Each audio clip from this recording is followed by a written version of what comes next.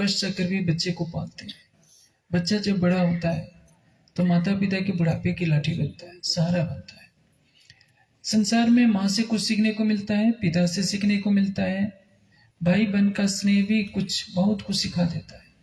अब सोचिए, यदि जन्म लेते ही किसी बच्चे को गुफा में रख दिया जाए तो क्या सीख पाएगा? उसमें और एक जानवर में कोई अंतर नहीं रहेगा। एक भेड़िया मनुष्य के बच्चे को उठा ले गया था बचपन में,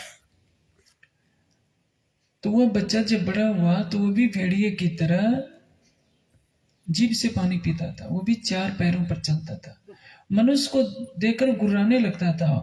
वो उसको कुछ भी ढंग नहीं आता था कि हम मनुष्य की तरह चलें बोलें, क्योंकि वो भेड़ियों के बीच में ही पला बड़ा। मनुष्य एक सामाजिक प्राणी है, वो समाज से कुछ लेता है, समाज को कुछ देता है। इसलिए 3 ऋणों की बात की गई है, मातृ ऋण, पितृ ऋण, ऋषि ऋण, या जिसको आचार्य ऋण कहते हैं, गुरु ऋण। माता ने जन्म दिया है, उसका ऋण होता है कि उसने हमारा पालन पोषण किया है, बुढ़ापे में हम भी उसकी सेवा करें। पिता ने जन्म दिया, पालन पोषण किया है, हमें कुछ ज्ञान का प्रकाश दिया, उसका भी ऋण होता है। और आचार्य से हमने ज्ञान प्राप्त किया है तो हमारे ऊपर भी ऋण होता है कि हम भी आने वाली पीढ़ी को कुछ ज्ञान दें। यदि माता पिता और आचार्य के ऋण को हम समाप्त कर देते हैं तो क्या होगा? आने वाली पीढ़ी पशुवत बन जाएगी। ये सभी मोह के बंधन है। लेकिन जैसे मैंने कहा, कमल के फूल को देखना है तो कीचड़ के अस्तित्व को बनाए रखना होगा। कीचड़ को हटा देंगे तो कमल का फूल भी समाप्त हो जाएगा। वैसे ये संभव नहीं है कि संसार के सभी मनुष्य विरक्त हो जाएं, ये किसी भी कीमत पर संभव नहीं है। और संसार के सभी व्यक्ति गृहस्थी के जाल में फंस जाए, ये भी संभव नहीं है। इसलिए हमें क्या करना चाहिए? मध्यम मार्ग अपनाना चाहिए, संसार की वास्तविकता को समझना चाहिए। वाणी नहीं कहती है कि सभी विरक्त हो जाए, किंतु वाणी यह भी नहीं कहती है, वेद भी ये नहीं कहते हैं कि मोह माया में फंसे रहे। ये संसार क्या है? जैसे सोने का बर्तन हो,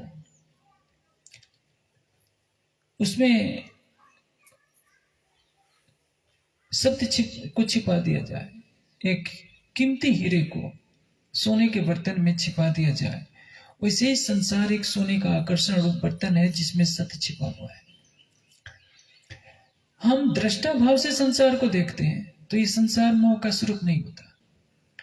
जैसे शरीर नश्वर है, सभी जानते हैं, तो क्या हम जहर खा लें शरीर की नश्वरता से हटने के लिए? शरीर छोड़ते हैं तो भी क्या होगा? हमें पुनर्जन्म लेना पड़ेगा। लेकिन शरीर का मोह छोड़ देते हैं, जीते जी मर जाते हैं। मन से मर गए तो शरीर से भी मर गए, संसार से भी मर गए। जो पहले आप मुर्दे हुए, 3 दुनी करी मुर्दार, हक तरफ हुए जीवते, उड़ पहुंचे नूर के पार। पहले आप मुर्दे हुए, मुर्दा होने का तात्पर्य हम ज्ञान की उस अवस्था में पहुंच जाएं, संसार की नश्वरता का बोध हो जाए। नश्वरता का बोध होने का तात्पर्य क्या? शरीर को स्वच्छ रखें, श्रृंगारित न करें। स्वच्छ रखना अलग है, श्रृंगार करना अलग है, शरीर का मोह करना अलग है। संसार के कार्यों को करें राजा जनक की तरह, महाराजा छत्रसाल जी की तरह, लेकिन सिंहासन पर बैठे रहने पर भी सिंहासन का कुछ मोह ना हो। दृष्टा भाव से आप देखते रहिए तो आप संसार में रहते हुए भी नहीं रहेंगे। किंतु यदि आप वन में भी जाते हैं, तृष्णाओं का मोह नहीं छूटता है। इंद्रियों की तृष्णाएं आपका पीछा कर रही है, वित्तृष्णा आपका पीछा कर रही है, दारिद्र्य पीछा कर रही है, लोकेशना पीछा कर रही है, तो आप भयंकर मोह के सागर में हैं। इसलिए वाणी क्या कहती है? या घर में रहे या वन में रहे, पर कहा करे बिन सतगुरु। सतगुरु कौन? राज्य। राज्य का यह जानवे स्वरूप हमको परम धाम की राह दिखा रहा है। यह परम धाम की वाणी हर चौपाई के द्वारा हमें निर्देशित करती है कि हम कौन हैं और हमें करना क्या है। आवश्यकता यह है कि हम अपनी अंतरात्मा के कानों से वाणी की आवाज को सुनने का प्रयास करें, अंतःचक्षुओं से अक्षरातीत को देखने का प्रयास करें और राज्य वाणी में क्या कह रहे हैं उस पर गंभीर चिंतन करने का निष्पक्ष हृदय से विचार करें, तो हमें पता चल जाएगा कि पल पल हमारे साथ जो है उसने हमारे धाम हृदय में क्या क्या शोभा दी है। आप सोचिए कितना बड़ा चमत्कार किया है राज्य ने कि संसार में एक से एक महापुरुष हुए, एक से एक तपस्वी, एक से एक योगी, एक से एक ज्ञानी, लेकिन परम धाम का ज्ञान न होने से, अक्षरातीत के धाम स्वरूप की पहचान न होने से उनका ज्ञान कहां तक रहा? निराकार तक। तो उनके दिल में किसकी बैठक हुई? निराकार रूप अबलीस की। अबलीस का अर्थ शैतान होता है। शैतान किसको कहते हैं? जो हमारे और धनी के बीच में पर्दा बन जाए, बाधक बन जाए, उसको इब्लीस कहते हैं। यह निराकार की का ही पर्दा है जो प्रकृति का सूक्ष्म रूप है। हमारे और धनी के बीच में ये माया बाधक बन रही है। उसी को कतेब की भाषा में दज्जाल कहा गया है, उसी को शैतान कहा गया है, उसी को इब्लीस कहा गया है। चाहे हमने कितना भी ज्ञान प्राप्त किया, वेद शास्त्रों को पढ़ा, खूब ध्यान साधना भी की, लंबी लंबी समाधियां लगाई, लेकिन परमात्मा को निराकार निर्गुण मान बैठे, परमात्मा के स्वरूप का चिंतन नहीं किया। साकार माने तो भी नश्वरता में फंस गए, निराकार माने तो भी नश्वरता और माया के बंधन में फंस गए। यह तारतम ज्ञान का प्रकाश है जो हमको यहीं बैठे बैठे सत रज तम से परे, जागृत स्वप्न सुसुप्ति से परे, त्रिगुणातीत अक्षरातीत की पहचान कराता है और हमें बता देता है कि ब्रह्मात्माओं तुम्हारा ही दिल ही धनिकर से ऊपर तले अर्श न गया, अर्श गया दिल मोनी। इस प्रकरण में एक बहुत बड़ी बात कही गई है। यदि उस चरण को हम आत्मसात कर लेते हैं तो हमारा जीवन धन धन हो जाएगा। वह चरण है, तुम दिल अर्श बुजरक, किलो तो सभी पढ़ते हैं। तुम दिल अर्श बुजरक, आपका हृदय महान परम धाम है। क्या हमको विश्वास है कि हमारा दिल परम धाम है? छोटा परम धाम नहीं, महान परम धाम। लेकिन दिल को तो सूक्ष्मदर्शी से भी नहीं देखा जा सकता, इतना सूक्ष्म दिल है। जीव के दिल को जब नहीं देखा जा सकता है तो आत्मा के दिल को कहां से देखा जा सकता है? वाणी क्या कहती है? अंतस्करण आत्म के जब ये रयु समाए, अंतस्करण आत्म के जब ये रयु समाए, तब आत्म पर आत्म के रहने कुछ अंतरा। आत्मा के अंतस्करण की बात कही गई है, जीव के अंतस्करण की बात नहीं कही गई है। कीर्तन में एक प्रकरण आता है शास्त्रों की प्रणाली का, उसमें बताया गया है कि 5 इंद्रियां हैं, मन है, 4 अंतःकरण है, और अंतःकरण में दृष्टा होकर के कौन बैठा है? जीव। वहां जीव के अंतःकरण इंद्रियों का बस वर्णन किया गया है। वाणी कहती है, गुण अंग इंद्रिय बस करी अबलीस ने, किंतु माया ने हमारे जीव के गुण अंग इंद्रियों को, अंग का अर्थ होता है अंतःकरण, गुण सत्व रजतम, गुण अंग इंद्रिय बस करी अबलीस ने। अबलीस ने हमारे गुण अंग इंद्रियों को बस में कर लिया है, लेकिन आत्मा के अंतःकरण को बस में नहीं किया है। आत्मा निर्लेप है। अब प्रश्न यह है कि जब जीव के मन बुद्धि अहंकार अंतःकरण को सूक्ष्मदर्शी भी देखने में समर्थ नहीं है, जीव को देखने में समर्थ नहीं है, तो आत्मा को किसने देखा? जैसे करुणा को मूर्तिमान रूप में नहीं देखा जा सकता, आंखों से देखा नहीं जा सकता, किंतु करुणा के भावों को देखा जा सकता है, प्रेम के भावों को देखा जा सकता है। आंखें स्थूल वस्तु को ही देख सकती हैं, और जो सूक्ष्म पदार्थ है, आकाश को भी देखने की सामर्थ्य आंख में नहीं है। समाधि अवस्था में आकाश को भी देखा जा सकता है, मन चित्त बुद्धि अहंकार को भी देखा जा सकता है, लेकिन इन नयनों से भावों के आधार पर हम कह सकते हैं कि हाँ, इनके अंदर प्रेम मूर्तिमान हो उठा है। जैसे आपके सामने राज्य का कोई कीर्तन गा दिया गया, कोई भजन गा दिया गया, आप राज्य के प्रेम में इतने डूब गए हैं कि आपकी आंखें बता रही है, आपकी आंखों से निकलते हुए आंसू दर्शा रहे हैं कि हृदय में प्रेम उमड़ रहा है। किसी प्राणी को तड़पते हुए देखकर आपके हृदय में करुणा का भाव जागृत होता है, तो ये कह सकते हैं कि आपके हृदय में करुणा जो विद्यमान है आपके चेहरे पर दिखाई दे रही है। करुणा नहीं दिखाई दे रही है, करुणा के भाव दिखाई दे रहे हैं। कसाई जब बकरे को काटता है तो उसमें क्रूरता के भाव होते हैं। क्रूरता का कोई रूप नहीं होता, लेकिन क्रूरता गुण है। वह गुण उसके चेहरे पर, उसकी आंखों पर, भावनाओं में प्रकट हो जाती है। उसी तरह से जो अनंत परम धाम है, हमारी आत्मा के धाम हृदय में विराजमान है। इसलिए तो वाणी कहती है, तुम दिल अर्स बुजरक, आपका हृदय महान परम धाम है, अनंत परम धाम है। ऐसा परम धाम जिसकी महिमा के लिए कोई शब्द नहीं है। अक्षरातीत का दिल क्या है? हमारा दिल। वहदत का अर्थ क्या होता है? वहदत का अर्थ होता है जिसमें एक ही दिल सभी रूपों में क्रीड़ा कर रहा हो, चाहे श्यामा जी का दिल हो, सखियों का दिल हो, खूब खुशहालियों का दिल हो, पशु पक्षियों का, महालक्ष्मी, सबका दिल एक ही हो, यहाँ तक कि अक्षर का हृदय भी एक ही। एक वहदत का अर्थ होता है एक ही राज्य का दिल एकमात्र क्रीड़ा कर रहा है। ना अर्श चिनिए दूसरा कोई और धरावे नाम, ये लिखा वेद कतेब में, कोई ना ही खुदा बिन का। परम धाम में राज्य के अतिरिक्त, उनके दिल के अतिरिक्त कुछ नहीं है। उनका दिल ही उनकी आत्मा है, उनका दिल ही उनका स्वरूप है, उनका दिल ही 25 पक्षों के रूप में है, और हम भी उन्हीं के अंग हैं। जब हम उस दृश्य देखते हैं तो क्या होता है? जो हमारा दिल वह उनका दिल, तो परिणाम क्या होगा? हमारा दिल परम धाम होगा या नहीं? जैसे आम के पेड़ को आप फल को खाते हैं तो आम की जो सुगंध होती है फल की, वही सुगंध पत्ते में आएगी, उसकी बौर में आएगी, उसकी छाल में भी वही सुगंध आएगी। इसका असर क्या है? जैसे आम की जो सुगंधी का गुण है पत्ते में, फल में, फूल में, छाल में, सब में दिखाई दे रही है, उसी तरह से राज्य का दिल जो अनंत प्रेम का सागर है, आनंद का सागर है, सौंदर्य का सागर है, आठों सागर परम धाम के कण में जो दिखाई देते हैं वो हमारी आत्मा के दिल में भी है। इश्क मोमिन और दुनी का कछु देखत हो फर्क, अब इश्क लो दिल अपने, तुम दिल अर्श बुजरक। कितनी ऊंची बात कहती है। अब इश्क लो दिल अपने, तुम दिल अर्श बुजरक। आपका दिल अनंत परम धाम है।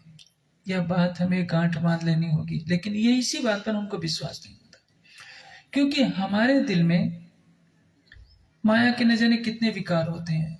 हम अपनी कमियां स्वयं जानते हैं। हम झूठ बोलते हैं, ईर्ष्या द्वेष करते हैं, लड़ते झगड़ते हैं, काम क्रोध मद लोभ की विषयाग्नि से जलते रहते हैं। ये स्वाभाविक है। इस सृष्टि में त्रिगुणात्मक प्रकृति में होना स्वाभाविक होता है।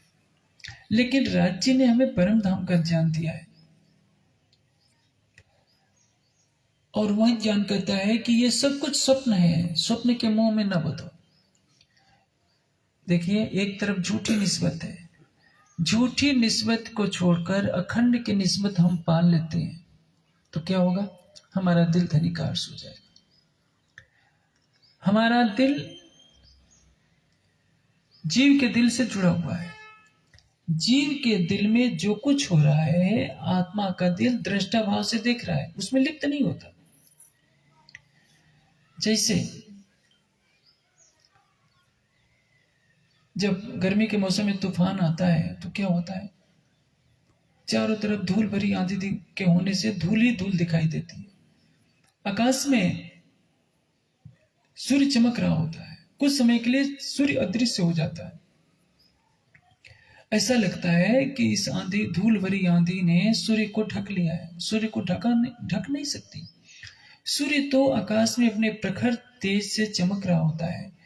पृथ्वी पर रहने वालों को लगता है कि कुछ दिखाई नहीं दे रहा है, अंधेरा हो गया है, तो इसलिए सूर्य भी ढक गया है। सूर्य पर कोई धूल भरी आंधी का प्रभाव नहीं होता। उसी तरह से आत्मा के दिल पर, जीव के दिल में जो काम क्रोध मद लोभ विकार की अग्नि जल रही है, उसका कोई भी प्रभाव नहीं होता। आत्मा अक्षरातीत की अंगरूपा है, परात्म की नजर है, और इन सुपन देह मावक के दिल में किया प्रवेश।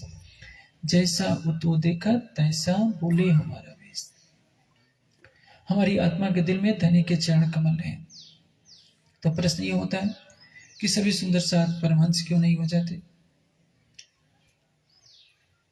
सुंदर साथ, मैं आपको एक विशेष चीज बता रहा हूं, आप उसको प्राय हल्के में लेते हैं और यही सबसे बड़ी भूल होती है।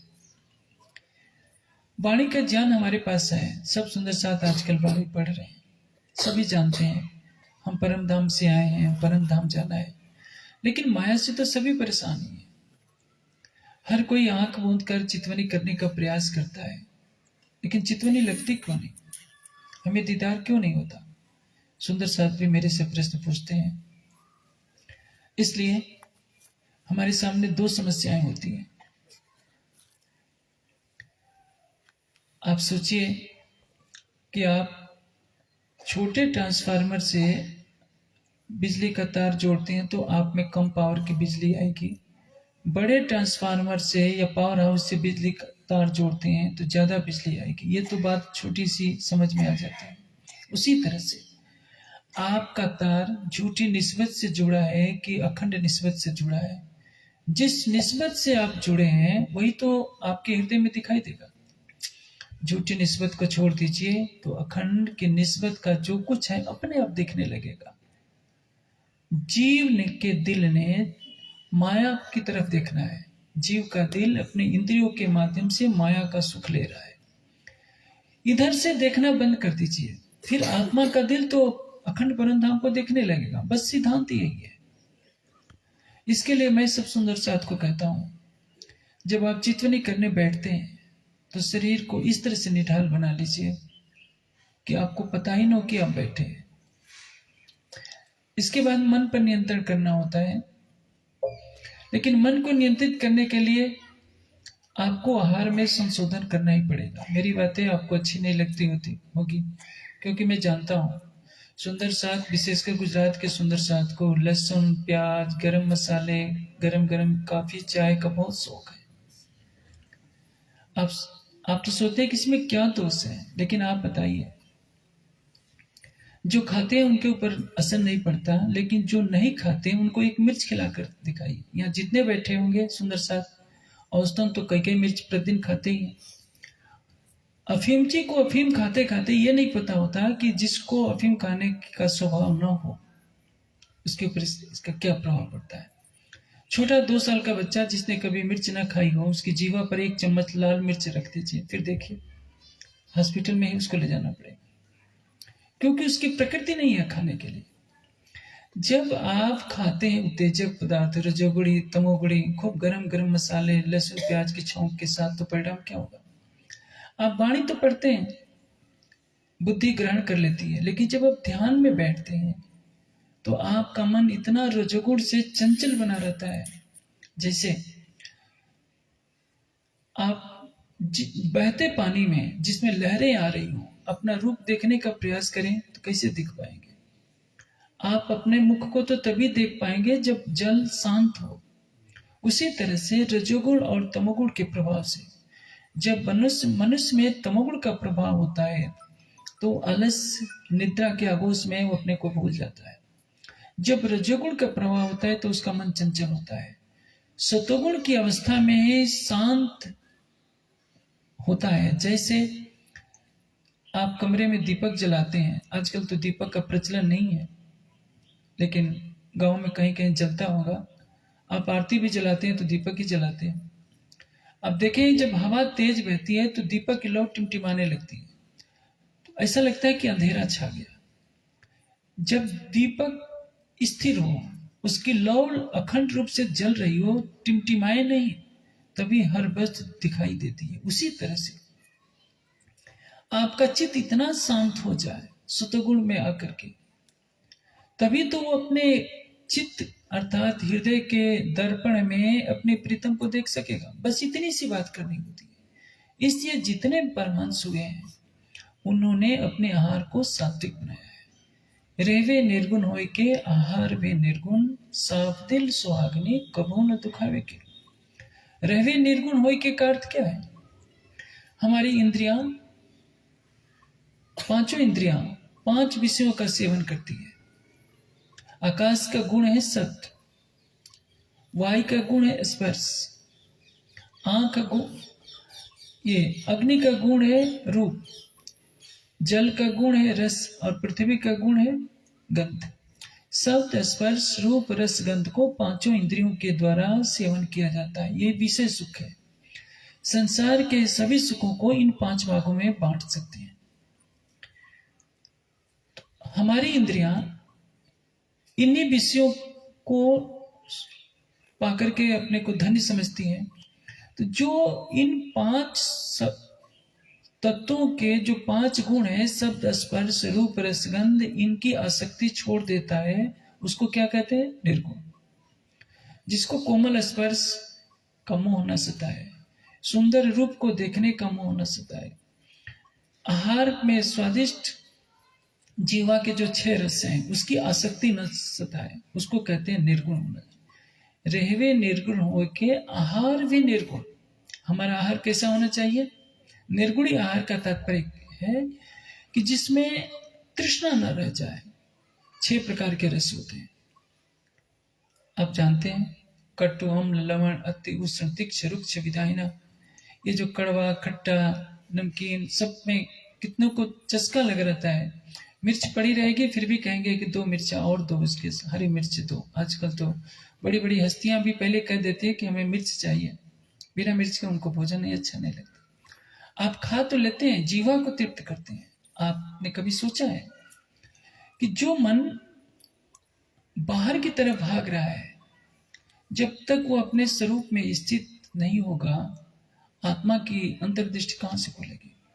भाव बिरपटी पल पापड़ मुस्कत निलवट केस, इन विध हकमुक न रखिए तब फूले अंतर के पट। आप तो संसार में जी रहे हैं, मरना का अर्थ क्या होता है? मैंने अभी चौपाई बोली कि जो पहले आप मुर्दे हुए 3 दूनी करी मुर्दार, मरेंगे तब तो जो संसार आपको आकर्षित ना कर सके।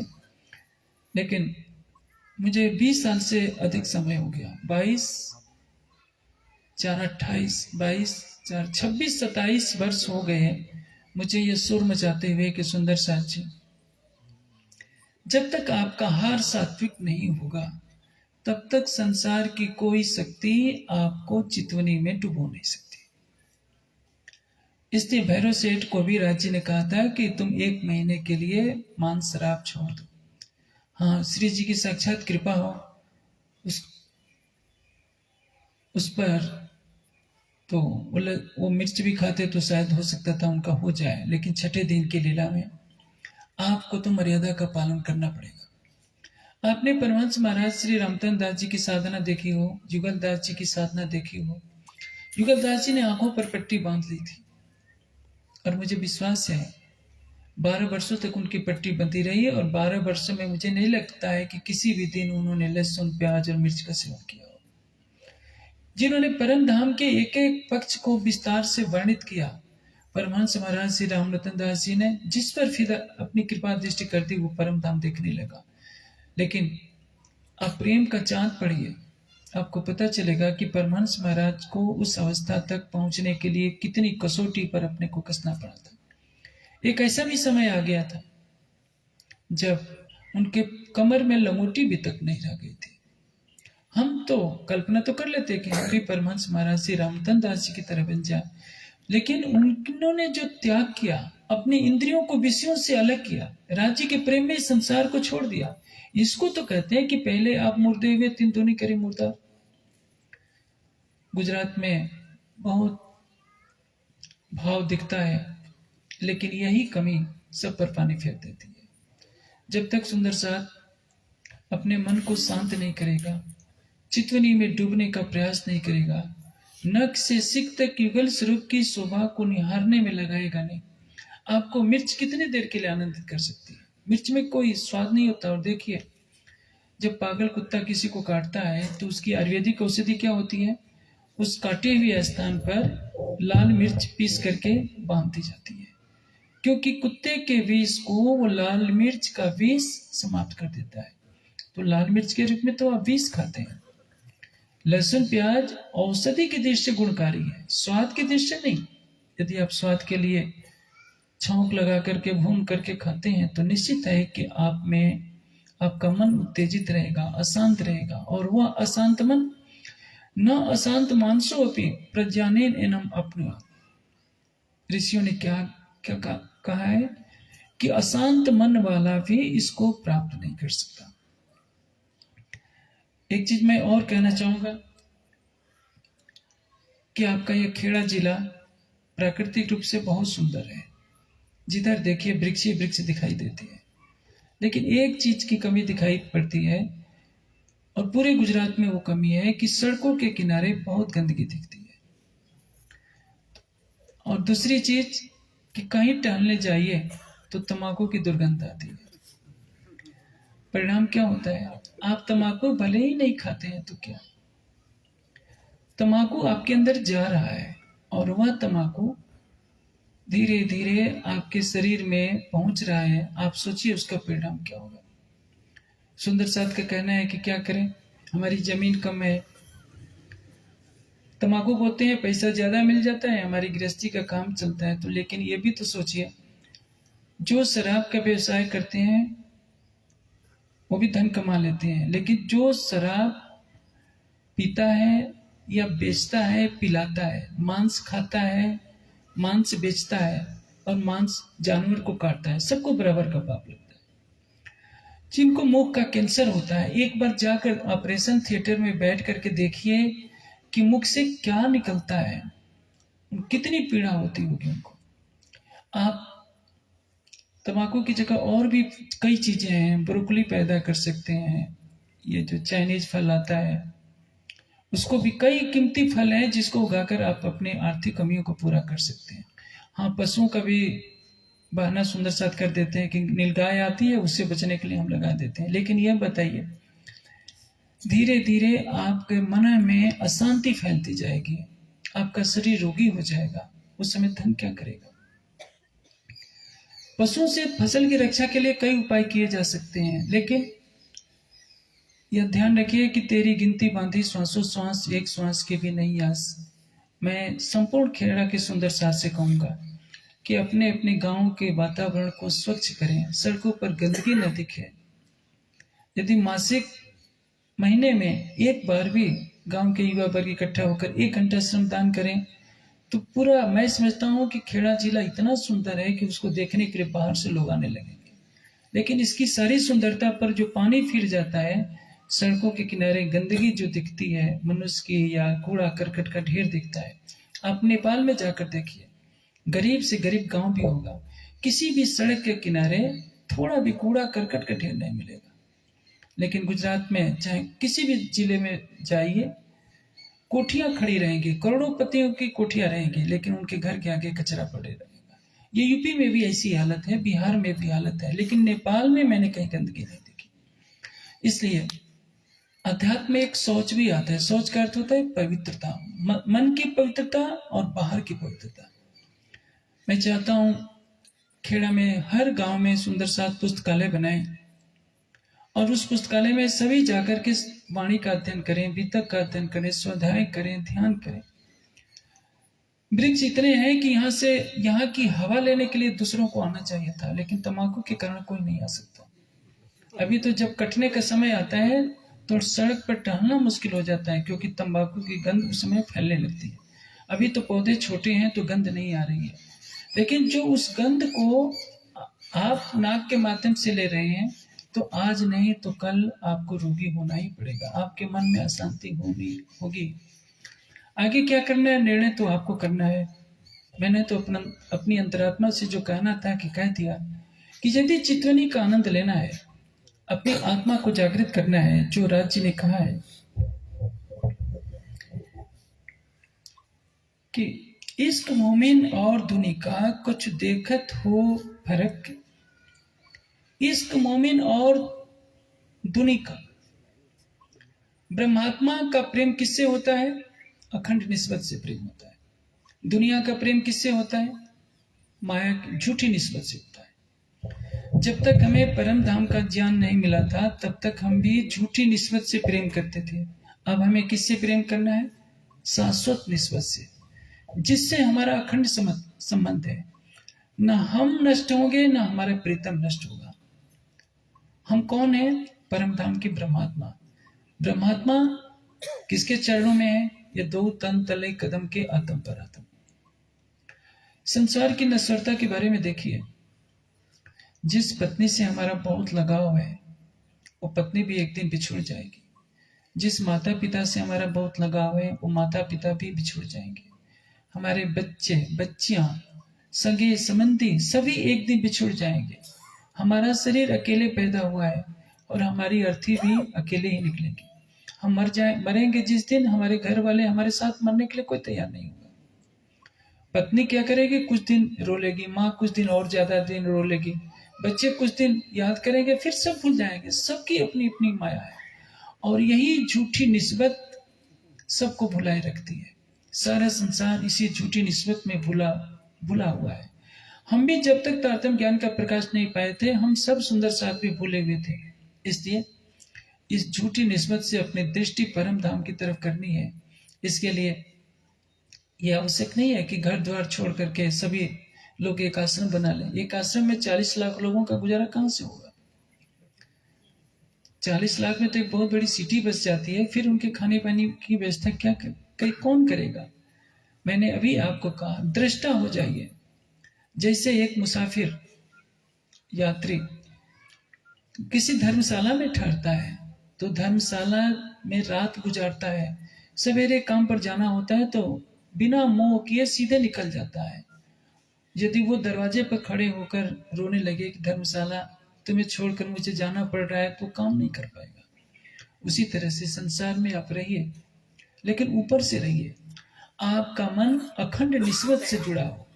जैसे कमल का फूल कीचड़ से ही जीवित रहता है, लेकिन कीचड़ से मोह नहीं रखता। जैसे जैसे पानी बढ़ता जाता है, कमल का फूल भी ऊपर उठता जाता है। कीचड़ कमल के ऊपर कभी आच्छादित नहीं हो सकता। उसी तरह से आप माया के संसार में रह रहे हैं, संबंधों को निभाइए, लेकिन संबंधों में लिप्त नहीं होइए। आप सोचिए कि ये झूठी निस्बत है। अखंड निस्बत किसके साथ है?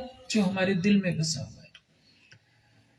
और जो आपके दिल में बसा है वो क्या कहता है कि मैं तुम्हारे प्राण की नली से निकट हूं। इसीलिए तो कहा, इश्क मोमिन और दुनी का कुछ देखत हो फर्क, अब इश्क लो दिल अपने तुम दिल अर्श बुजरक। तुम्हारा दिल अनंत परम धाम है। बस एक बात को रट लीजिए। आज आप सुंदर साहब केवल एक चरण को रट कर जाइए, तुम दिल अर्श बुजरक, और इसको समझ लीजिए कि हमारा दिल अनंत परम धाम है। यदि इसको आपने समझ लिया तो आपकी जागनी उसी क्षण हो जाएगी। लेकिन ऐसा विश्वास नहीं होगा, क्योंकि आपको लगेगा कि मैंने आज से कुछ साल पहले शराब पिया था, आज से कुछ साल पहले इनका धन लिया था, मैंने ये गलत कार्य किया था। आपके जीव के दिल ने किया था। मैं ये नहीं कहता कि आप उसका प्रायश्चित न कीजिए। अपने दिल को प्रायश्चित करने का अवसर दीजिए। राज्य के वीरा और प्रेम की अग्नि में, पश्चाताप की अग्नि में जलकर, इसके लिए जीवा की तृष्णाओं को छोड़िए, शरीर को साधिए। यही प्रायश्चित है।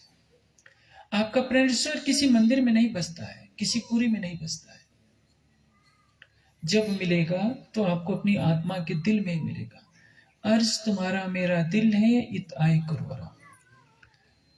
पन्ना जी में आप जाएंगे तो गुमट जी में महामती जी के धाम हृदय में ही राजी बैठे हैं। यदि कोई सोने की ईंटों से कोई दूसरा मंदिर बना ले तो भी वो गुमट जी की बराबरी इसलिए नहीं कर सकता क्योंकि महामती जी का तन गुमट जी में ही है, किसी और तन में नहीं। आप सुंदर मंदिर कहीं भी बना सकते हैं, लेकिन जो गुमट जी की शोभा है वो सबसे ऊपर क्यों कही गई है कि महामती जी का वहां तन है। खुलासा में एक चौपाई आती है, यारो बुलावे मोहम्मद करो सिजदा हजूर अर्स्तन। इसका अर्थ समझिए, करो सिजदा। सिजदा का अर्थ क्या होता है? प्रणाम करना। करो सिजदा हजूर प्रत्यक्ष, अर्स्तन परात्म का श्रृंगार सजकर प्रत्यक्ष रूप से सिजदा कीजिए, प्रत्यक्ष प्रणाम कीजिए। यारो बुलावे मोहम्मद, परम धाम काव्य स्वरूप महामती जी के धाम हृदय में हक की सूरत के रूप में विराजमान है। और वो अपनी सभी ब्रह्मात्माओं को, अपने यारों को, अपने सुंदर साथ को बुला रहे हैं। अब सुंदर साथ को क्या करना है? करो सिजदा हजूर अरस्तन, परात्मा का श्रृंगार की भावना से कि मैं परम धाम की ब्रह्मात्मा हूं, उसी भाव से महामती जी के धाम हृदय में बैठे हुए राज्य को प्रणाम कीजिए। और वही राज्य आपके भी दिल में बैठे हुए, आपको भी अपने दिल में बैठे हुए राज्य को प्रणाम करना है। यदि आप भटकते फिरेंगे कि इस मंदिर में, इस आश्रम में, तो राज्य आपको नहीं मिलने। आश्रम में तो क्या रहेगा? राज्य की वाणी ही तो मंदिर में पधराई होती है। वाणी राज्य का ज्ञान में स्वरूप है। आप वाणी जहां पधराई उसको सोने के सिंहासन से भी मर दीजिए तो भी राज्य तब तक नहीं मिलेंगे जब तक आपके हृदय में प्रेम पैदा नहीं होगा। नहीं तो क्या जरूरत थी? सभी करोड़पति सुंदर सुंदर मंदिर बना लेते और मंदिर बनाते ही राज्य का साक्षात दर्शन हो जाता, लेकिन नहीं होगा। अर्ज तुम्हारा मेरा दिल है, इत आए करो आराम, सेज बिछाई रुच रुच के, यही तुम्हारा विश्राम। वाणी क्या कह रही है? आपका दिल ही, मेरा दिल ही आपका अर्श है और मैंने सुंदर सज्जा तैयार की है। ईमान का पलंग है उस सज्जा का, समर्पण का बिछौना है, विरह के फूल हैं और अटूट विश्वास का तकिया लगा है। आप ऐसा पलंग जिस पर हो उस पर राज्य के चरण कमल क्यों नहीं विराजमान होंगे? इसलिए हम सुंदर साथ के लिए राज्य यही बता रहे हैं कि परम धाम की आत्माओं, इस तारतम वाणी को पाने से पहले आप कैसी झूठी निस्बत में अपने अपने जीवन के अनमोल समय को गुजार रहे थे। और संसार के लोगों को देखिए, मैंने बहुत से सुंदर साथ के भी मुख से सुना है, उन्होंने अपनी पीड़ा मुझे अपनापन से कह दी कि मेरी पत्नी का देह त्याग जब हुआ तो इच्छा करती थी कि मैं भी मर जाऊं। अब सोचिए, उन्होंने बुढ़ापे की अवस्था में ये बात कही। मैं कुछ बोला नहीं, लेकिन मैंने सोचा कि ये महाशय पत्नी के बिना तो मर जाना चाहते हैं, लेकिन राज्य के लिए कोई मरना नहीं चाहता। राज्य तो ये भी नहीं कहते कि मर जाओ, वो तो कहते हैं कि बस 1 घंटे आधे घंटे भी सबको बुलाकर मुझे याद कर लो। तारतम ज्ञान का प्रकाश पाकर सुंदर साथ छूटी निस्बत में यदि जी रहा है तो उसको दुख ही दुख मिलेगा। दृष्टा भाव से संसार को देखते रहिए, आपकी आत्मा में आपके जीव के जो विकार हैं वो कभी भी प्रवेश नहीं कर पाएंगे। इसलिए शरीर भाव से अलग हो जाइए, संसार भाव से अलग हो जाइए, परात्मा का श्रृंगार सजिए कि मेरी आत्मा परात्मा की प्रतिबिंब स्वरूपा है। और जहां भी किसी भी मंदिर में जाइए तो युगल स्वरूप का भाव लीजिए। वहां सिंहासन कौन सा रंग का बागा है, इससे आपको क्या लेना देना? सोने का है या सोने का पालिश चढ़ाया है, बांसुरी है या क्या है, ये आपका विषय नहीं होना चाहिए। जहां भी बैठिए, आप संध्या समय आरती भी करते हैं तो उसमें क्या लिखा है? तन मन जीव निछावर किन्नो श्री महामति चरणों लाग। महामती जी भी अपने धाम हृदय में विराजमान अक्षरातीत के चरणों में प्रणाम कर रही है। आप भी अक्षरातीत के अंग हैं, आपके दिल में भी राज्य बसते हैं। मार्फत के दृश्य से अपने दिल में बैठे हुए राज्य को प्रणाम कीजिए। आपको ये शक लगेगा कि हमारा दिल तो अर्श है नहीं, अर्श नहीं है। हकीकत के दृश्य देवचंद जी का भी दिल, तो श्यामा जी का दिल भी हकीकत में 40 वर्ष की अवस्था में अर्श बनता है। मिराज का दिल भी संवत 1715 में अर्श बनता है। उसके पहले उनका भी दिल मार्फत के दृश्य नहीं था, हकीकत के मार्फत के दृश्य उनका दिल अर्श था। जब राज्य कहते हैं कि मैं रह न सको रूहों बिन, रूहें रह न सके मुझ बिन, जब पहचान हुए वाको तब सहे न बिछुआ के, तो इसका अर्थ क्या है?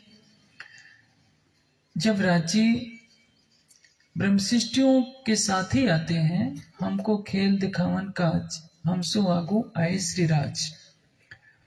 तो श्यामा जी को तो बारात के पीछे पीछे जाते समय देवचंद जी को 16 वर्ष की अवस्था में दर्शन होते हैं।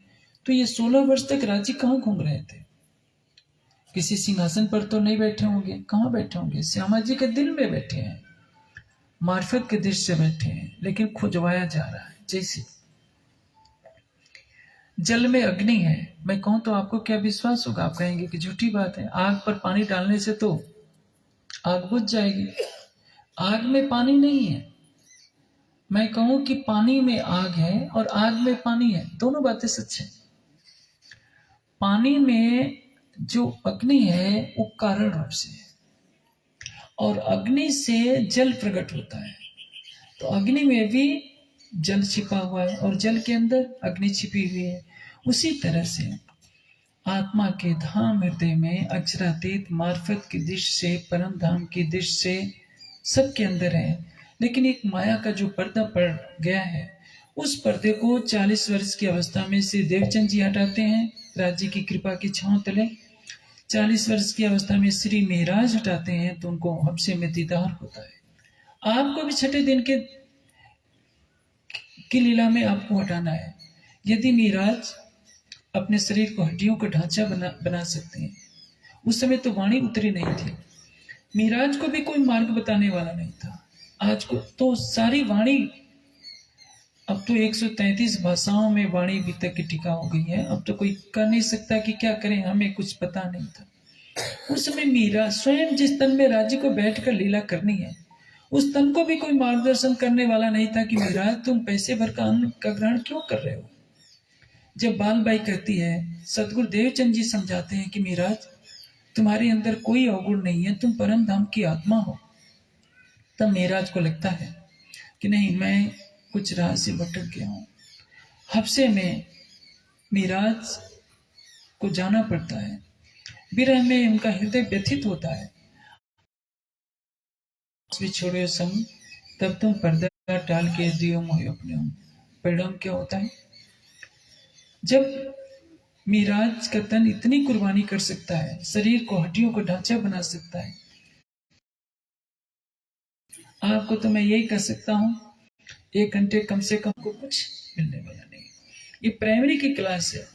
क्या नर्सरी की क्लास में जीवन भर यदि आप बच्चों को रख नहीं सकते, कुछ साल के बाद ही निकाल देते हैं, तो आपकी उम्र जब 40 की हो गई, 50-60 की हो गई, तो वही ढर्रा जागने के सुख से वंचित रह जाए। इसलिए समय की प्रवाह है, और इस समय की प्रवाह की गति को हमें पहचानना होगा। वाणी यही कह रही है कि हमें झूठी निस्बत से परे हटकर अखंड निस्बत से अपने संबंध को जोड़ना है, जिससे हमारी निस्बत है वो कहीं दूर नहीं है, इतना निकट है कि हमारी बुद्धि का कल्पना भी नहीं कर सकती। संसार का कोई भी रिश्ता होगा, पति पत्नी का, उसमें भी दूरी आती है। पति को धन कमाने के लिए जाना पड़ता है, बच्चों को स्कूल जाना पड़ता है, माता पिता का अलग कक्ष होता है। जब हम इनके मोह में इतने डूबे रहते हैं, तो जो हमारी आत्मा का प्रीतम है, पल पल हमारे पास है, प्राण की नली से भी निकट है, जो कहता है कि एक बार मुझको प्रेम से पुकारो, मैं तुम्हारे आगे 10 बार जी जी करने के लिए तैयार हूं, उसको भी यदि हम देखना नहीं चाहते, तो इससे बड़ी बदनसीबी हमारे और कुछ नहीं होगी। और इस तन के रहते रहते हमें प्रण करना होगा कि हमें राज्य को अवश्य पाना है। ये पुरानी बातों को छोड़ दीजिए। 40 साल का कोई नियम नहीं होता है। जो भी अपने हृदय को निर्मल कर लेगा, किसी भी अवस्था में राज्य का दर्शन प्राप्त कर सकता है। मीराज को 24 वर्ष की अवस्था में,